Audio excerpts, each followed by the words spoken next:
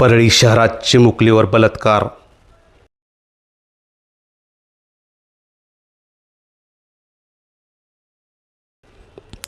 पोटाची खळगी भरण्यासाठी आईबापासोबत आलेल्या 4 वर्षीय चिमुकलीवर नराधमाने केला बलात्कार।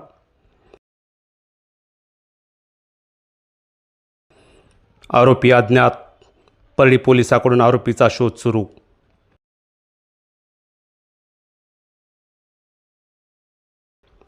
परळी रेल्वे स्टेशनवर आज दुपारी घडली घटना।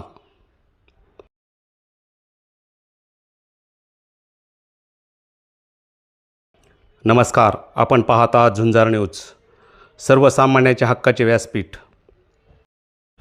पोटाची खळगी भरण्यासाठी पंढरपूरहून परळीत आपल्या आईबापासोबत आलेल्या एका 4 वर्षीय चिमुकलीवर अज्ञात नराधमाने बलात्कार केल्याची घटना आज दुपारी रेल्वे स्टेशन परिसरात घडली।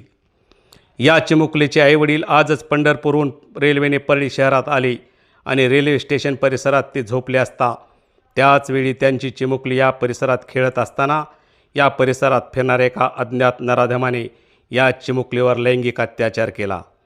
यावेळी ती चिमुकली रडत परत आपल्या आईवडिलांकडे आली असता सदर प्रकार त्यांच्या निदर्शनास आला आणि त्यांनी तात्काळ पोलीस स्टेशन गाठले।